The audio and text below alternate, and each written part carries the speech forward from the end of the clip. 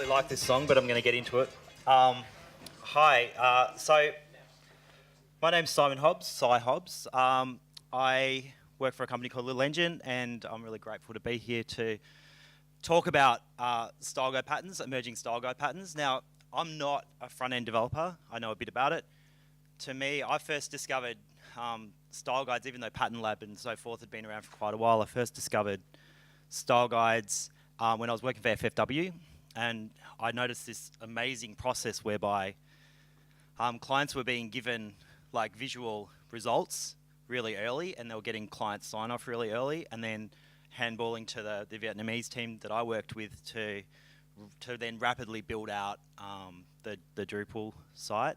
So there's this beautiful separation, and I'm like, well, why aren't we all doing this? And I sort of then have been on a journey of discovery through different organisations that I work with to see where they're at, and to try and kind of encourage them to take on these approaches. So to some degree, I'm going to have gaps, and partly why I've done this talk is because I want to fill my own gaps. So at the end of it, we're not going to have questions. We're going to have assertions. So at the end, you can come and say, you didn't talk about this, or I think this is awesome. So just a really quick history. At some stage, some guy who wrote a book predicted Divitis, and ever since then we've been attempting to control our CSS and our components. I noticed that on the internet, as of last year, this new term arose probably around Vue.js of component scope CSS, where you can put something on a page and the CSS hits that part of that component on the page. But we've had a long journey to get to that point. The interesting thing for me in this sort of list, which is probably partly wrong, but we've had KSS around since 2011, so how come I haven't been working with KSS on any Drupal projects, even though some agencies have? When did no one tell me about this? And so I think the answer is Drupal, really. And Drupal 8 with Twigs is starting to change all that. So just some of the terms, like I've got a really quick snippet there of a style guide between two different buttons for Lonely Planet. I'm going to bring up Lonely Planet style guide in a sec because it's really cool. So we're talking mood boards and style tiles, which are sort of almost pre-digital, like in some ways, the design artifacts. Pattern libraries are sort of the same as a style guide. When I use them, I just use them interchangeably.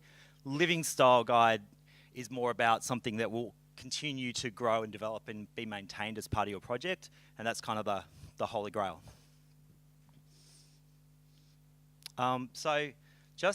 So part of this is like, if you've come here, if you're my target audience, you kind of haven't seen that much of this stuff. So what I really want to do is just give you an example of a good one.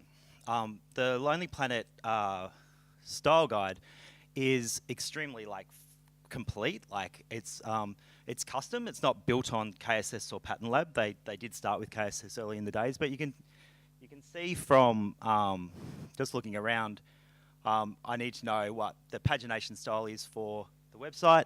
I get to look at a component. The component's been signed off by the client at some point, and I can then interrogate what I need to do to actually deliver this. The mock data that's delivering it. I can investigate what the HTML should look like and what's a twig template I need to call in order to make that happen. So if you really want to explore like the ideal state, you go and look at something like this, which has got nothing to do with Drupal. It's just an agnostic, which is what you want. You want agnostic of Drupal style guide. So I'm going to keep pushing through because I don't actually know how well this will be timed, so we'll see how we go. Oh, wrong one. Okay, so who is using pattern libraries? A lot of people. So I've just kind of tried to trawl through anyone I could find that I knew or blogged about it. The big players here are, I would say, ZivTech, Phase 2, 4 Kitchens, and Previous Next in Australia, I think, especially around blogging and stuff like that. So yeah, totally fantastic. If there's any companies missing from there, tell me about it, because I don't know if I don't know. So, but it's not really meant to be. It's just meant to say a lot of people are doing it, and you should, if possible. So what are the tools? I'm going to keep this presentation pretty much to Drupal 8. So if there's an integration with Drupal 7 that you know about, if there's not really a stable Drupal 8, I'm not going to talk about it. and sort of I'm sort of like constrained around that, around what's currently emerging. So the first one's KSS, and it stands for Null Style Sheets. And essentially, this guy went, "Hey, we can document CSS in such a way that it's declarative." I suppose the way you'd say PHP doc works in terms of documenting PHP code. So you got these parsable CSS documentation, and out of that arose the ability to kind of generate this, like a style guide to go with it. That in the first commit, it is important to understand that a style guide format and documentation format are intrinsically tied to one another. So that's the message in the very first commit for KSS in 2011. And so you get the idea of what was trying to be solved coming out of like, 960 and grids and all that stuff. SAS was around at that time. So that would then, at some stage, got forked as KSS Node. A really big contributor to that was John Albin, so just calling that out as a Drupal person. They're not the only one, but massive contributor to KSS Node in about 2012. And just got a little screenshot of a little bit of KSS Node just for colour. So looking at KSS Node, these are primarily the themes that try and integrate out of the box with KSS Node. So sort of in order of what looked more good, starting from Zen seemed to be look pretty good, and down to Guru, which was like a little bit rough, or in terms of not had a stable release so much. But those are the 4 themes that you might look at if you were thinking about using KSS Node. And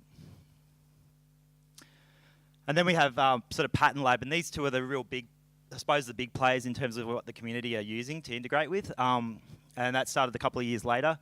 It has a Drupal edition build, so it gives you the idea that there's a fair bit of interest from the Drupal community, or vice versa.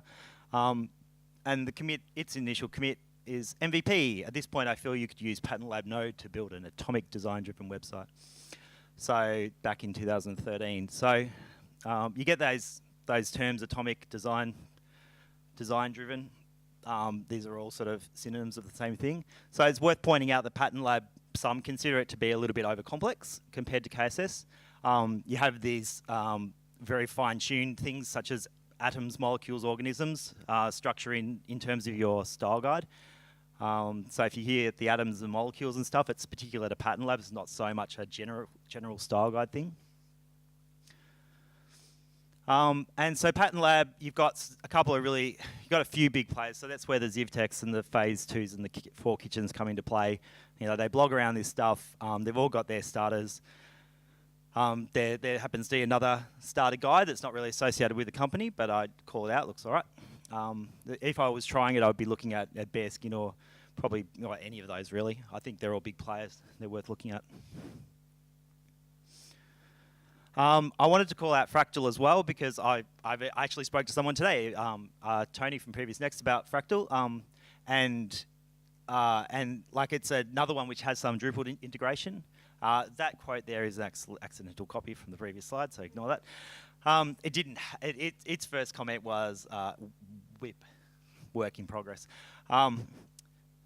So yeah, so all that's wrong. Actually, the whole slide's wrong. So Fractal, a little bit dodgy. So there's a version 2 of Fractal that looks like they kind of worked out what they really want to do, and it's like not production ready yet, and there's kind of like a few different themes that you can explore. But Fractal kind of looks pretty good. And I was talking about some of the features I was talking about was a little bit more flexibility in terms of how you lay out all your components if you like doing a demonstration or delivering that to the client. So yeah, I think that'll probably get a bit more traction. So they all typically have some sort of templating system, like Twig, Mustache. They're all going to be built with NPM or Composer. They're all going to give you productivity gains, and they all can generally and will generally live inside your theme. Okay, so why are we using pattern libraries? This is kind of like easy to discuss over a beer over a long period of time, but I think that traditionally, Drupal 6, Drupal 7, whatever, we've got a design, and then we give it over to a really gun themer, and that themer then starts to deliver results that we can verify against the client that they're responsive and You know, the interaction is what the client expects as opposed to just the static PSDs or whatnot. We really push that sign off with Styleguides. So what you see is that gets pushed much earlier in the chain, and it really allows like a really fast iteration of the designs without even thinking about Drupal. So I've started with another client, and we were talking about the sort of Styleguide integration. We're talking about headless. We're talking about tools. And I was able to say on Drupal 8, go with whatever your front-end guys want to use. So they're already React, go with it. Tell me what they use for their style guide. I don't care because I've seen custom style guides integrated with Drupal. It's twig files calling something else at the end of the day. And Drupal gets that, Drupal 8 has that granularity that it's possible, and it's always quite doable.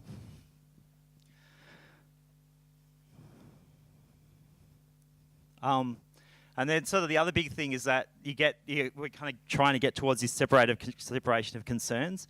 So like ideally you have this CSS, essentially a CSS library for a project that is both driving your pattern library, your style guide, and driving your Drupal site. And they're one and the same thing, and they live together and they grow together. And every time you do a new feature, you're verifying that feature against the style guide, and then you're delivering that, and everyone knows exactly what you need to deliver because they can go and look in the style guide. So they're sort of the main kind of structural things, I think. So how are we integrating with Drupal? Okay, so let's call out web components at first because I think it needs to be mentioned. There's just this ideal, like I don't know how to build a site with web components, but there's this ideal situation where we have data, where we have components scoped like web components, like you know, a block might be the CSS and the markup and the JavaScript to deliver a block anywhere on the site, you know, and it gets delivered in one thing to an app. So I sort of think that like where I sit in terms of the market, like that's out of scope. Like I don't, like, you know, there's a web components project and that's kind of futurist for me. Like I can't go into an agency and go, let's do this project on web components and sort of expect us to deliver anything in sort of a realistic time frame. I just don't have the examples out there, and like I can't talk to anyone here who's done it. And if you have done it, talk to me. That would be good. So we have a sweet spot, which is really about that modularity. And the sweet spot is where your CSS lives in the style guide. The style guide has a bunch of templates, and your Drupal theme has a bunch of templates, and you're using the components module. You know, when you read all the documentation about setting up, you learn you generally need that for a lot of things. And you've got this pass-through. You've got this one-to-one pass-through between that Drupal twig and the twig in the style guide delivering to the browser on one set of CSS. Yeah, so we can do this. But we don't always, like, it doesn't always really happen that way.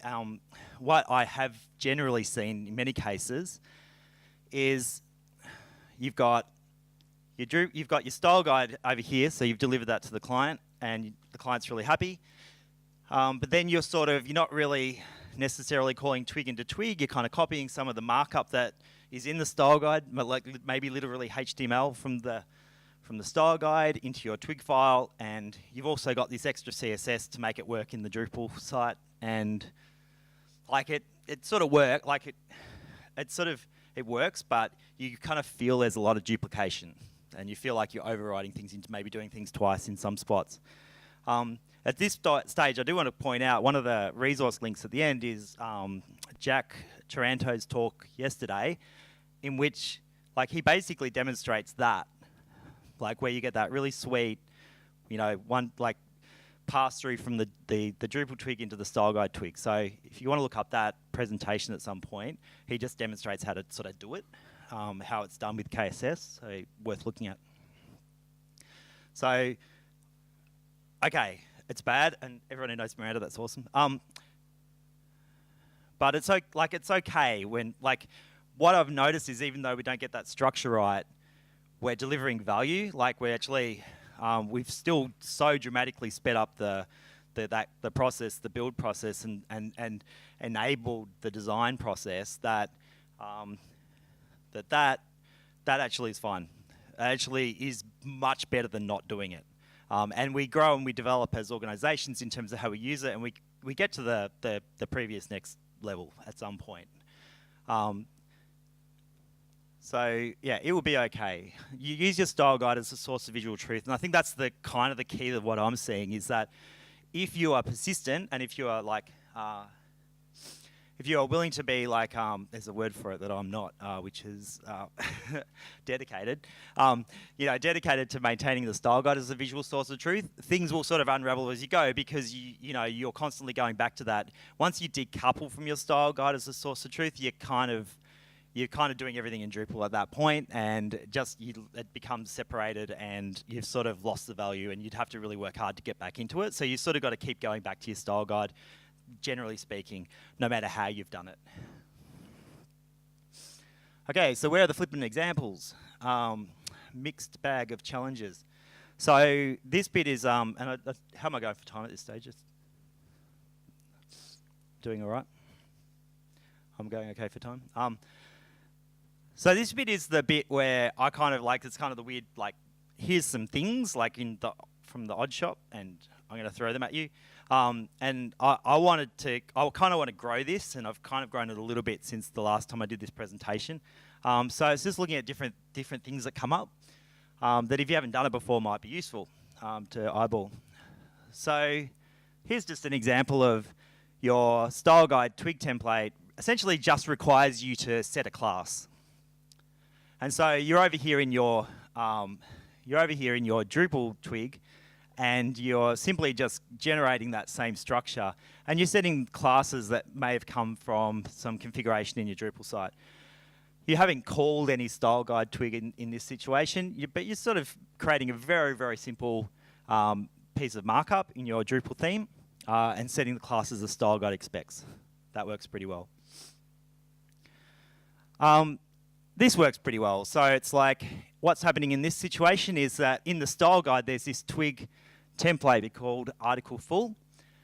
And here we have a bunch of mapping from a block, I believe it is, where we're taking metadata from a block that a user's created, and we're assigning it to values that get passed into that twig template. That works pretty well. It's pretty maintainable. It's pretty abstracted, and even though in theory your variable names are going to match, like if the designer comes to you and goes, here's your style guide, and none of the variables match the fields in your Drupal site, like, it's not the end of the world. It works okay in my experience. It's pretty readable. I'm a big fan of readable transparency. This works pretty well.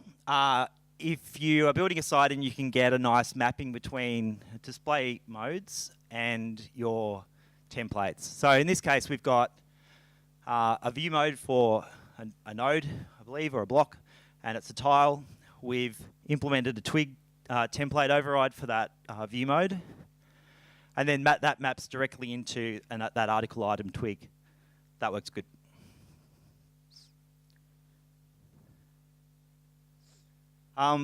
Paragraphs and bricks work really well. I mean, I haven't got direct experience with bricks, so that's a little bit of what I've heard, but it's an entity. So you generally get this, as you've seen before, you get this mapping through of your fields. You need these values inside the twig file from the style guide. So you're setting up your entity with those fields, and then you're passing them through. In this case, we've namespaced them, call to action, CTA, and fairly readable. Panels doesn't really work so well, just doesn't kind of like surrender itself in terms of the components in the panel to like, and maybe it's, and I'm sure someone who would come along and go, yeah, but you can do it all with panels. Yeah, I believe that you can, but it just doesn't feel as good as like the mapping between paragraphs and templates, or bricks and templates, or nodes and so forth. Some things just don't compute when you're building. So you get this all the things.twig that has, you know, a big block, and it's full of links, and it's all this stuff going on. And in theory, it's the value from, it's using values from a view, the view down into the display, into the row, into the field, into the link. In theory, you should have twig files for all of these in your style guide that just map through one-to-one. It doesn't really happen that way, especially if you've got a designer like who's building a style guide for a project and they've never used Drupal before, like that's meaningless to them. So that kind of thing sort of doesn't really work out as nicely as kind of going, all right, we've got our all the things.twig. Let's define a custom block that's got an entity query and we pre-process it. It's sort of like you're getting into the more Drupal-y back-end stuff, which is sort of where you want to be anyway. You kind of want your Drupal back-end devs in Drupal who are working with these subsystems, generating the values that are needed for the twig file. So instead of a view, it might involve an entity query, if that makes any sense. I've noticed that there's a tendency for the logic to creep into the template files, so those really bad Drupal 6 and 7 sites that I would come across where there are massive amounts of PHP code in the template files. There's two bad things about that. One is that it can go wrong, and the second thing is just it's kind of like embedding logic in that display layer, right? So it's not a separation of concerns that you really want. So this is kind of like an edge case to me. I kind of look at this and go, yeah, should that be a pre-process function? Or is that, all this, merging stuff? I can read it, but when it gets a bit more complicated than that, I can't just read it. Not the way I would PHP. And then the question is, should it be here? And you're going to there's so many. There is a lot of reasons why this is not good. So, something that people aren't generally aware of with the theme layer is when a problem, if you haven't really debugged it, if a problem comes up in the theme layer, you're sort of too late. You're kind of in the render situation. I know more about Drupal 7 on this, and I might be wrong about Drupal 8, but essentially in Drupal 7, you started rendering it, it's outputting to the buffer, you've raised an error, Drupal can't capture it. So we tend to try and keep that logic out. So there's a bit of grey area on this. Different leads would let that go, and other leads wouldn't. Okay, so that's a bunch of examples. I just want to talk about some just resources now. 4 Kitchens have a really good 4-part mini series from late 2016. So look, I think we're kind of in terms of Drupal, we're there's a lot of new stuff still coming through. So definitely check that out if you want to have a good read about it. There's the link to Jack Taranto's session yesterday. I'm sure there'll be a link to a video. He's down the front here. I'll call him. No, was he? He maybe was. He's over there. So if you want to ask him about it. But yeah, there's a lot of blog posts by also by Ricky from Previous Next on their website. So go and check those out because that's they're people in our community who are using KSS, and it's worth following. As far as style guides go, there's this, I can't remember her name, Anne, I think, but this is her blog. This styleguides.io is just chock-a-block with resources about style guides in general. You'll find some of those resources and links back to Drupal examples, but it talks about that process of in an agnostic way, in a technology agnostic way, and she's been doing that for years. So she's got a book and everything. So that's a really good resource if you sort of want to get that high-level picture. We've got the Pattern Lab, we've got KSS Node, we've got Fractal, so the 3 ones I spoke about today. And then there's the, if you want to explore for yourself, which is probably the better way to do it, there's the Lonely Planet's style guide at the bottom. I think that's me. All right, thank you. I hope that brings up a lot of things, and now what I'd like to do is encourage you to assert yourself and tell me what I got wrong or what you know about that I haven't pointed out and you think is really interesting in the space.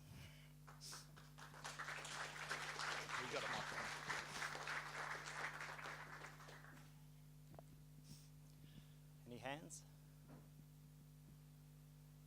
Lee.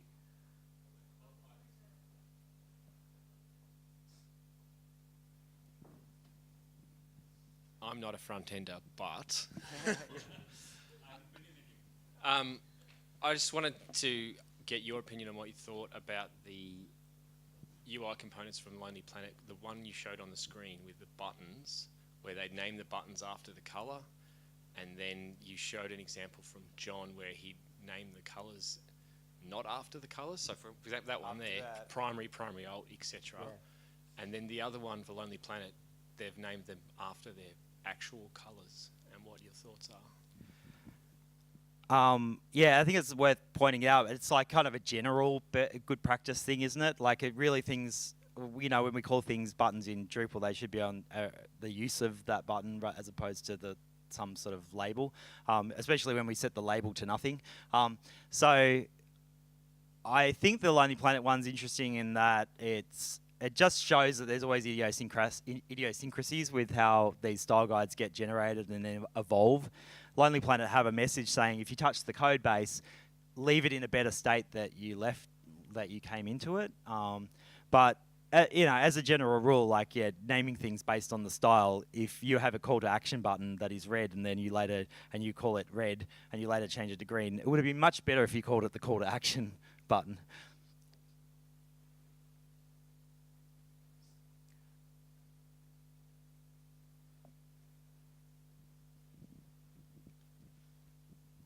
Yeah, so just on that, John Alden's got the Chroma SAS module as well, so that does a really good job of handling colors in the style guide. You can create your own color schemes, and it's really quite powerful.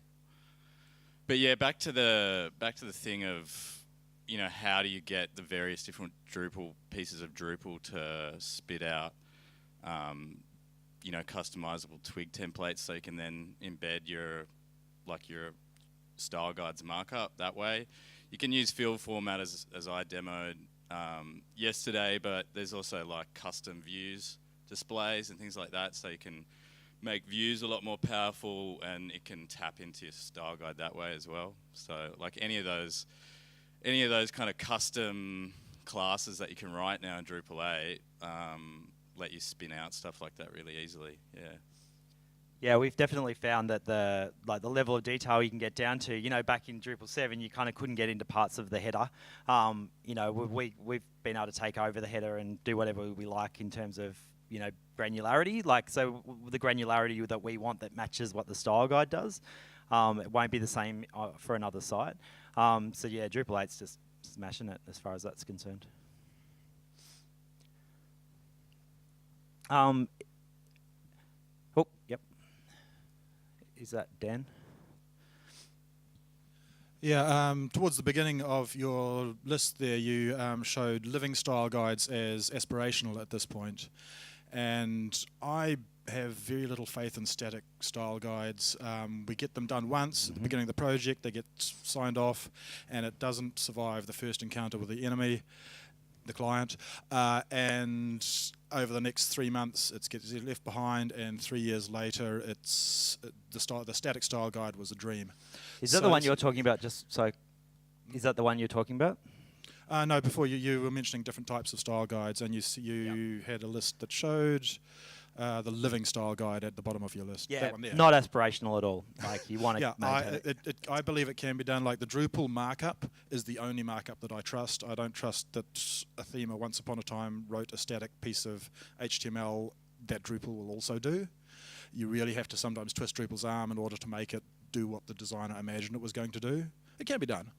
But I start with Drupal markup and then say, Drupal render this, and that becomes our style guide. So there is a project on Drupal Style Guide, it's called, and it is up there for Drupal 8 in a beta, but it works the other way around. It says, here's what your components look like given my CSS. It's coming at the style guide approach from the different way. Instead of writing the style guide and then implementing it, it becomes this is what your style guide actually is today. This is what your components and your page actually look like today.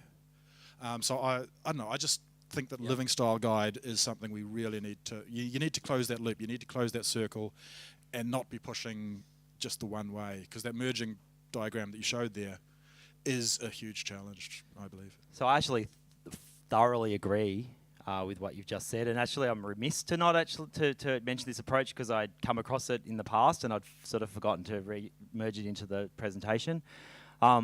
I will say that, like, I'm dealing with a lot of agencies that lack Drupal maturity, and so my job is how do I bootstrap them and how do I uplift that agency, and so in some ways, like, being able to uncouple them from Drupal from a design point of view, they can be better, and there's a beautiful ideal, but it also is like a dramatic improvement over what it was before. I'm not afraid of it. Like, the problems can be solved. It can get a little bit weird, but we solve them, and then they're solved, and it's a maintainable code base. And in those situations, the living bit that I encourage to maintain is you don't just then set the style guide adrift. If you decide that it's too much to maintain, maybe you can move to a model like that where you're actually using the Drupal markup as a living style guide, and then starting to demo based on that using something like this. That would be beautiful. If you go to put that on place and go to the client and say, here's the style guide, can you sign off on that? Like, that's schmick, because you're already there. You don't have to do this sort of matching up between twig files in Drupal and twig files in Pattern Lab or whatever. So it's a perfectly good point.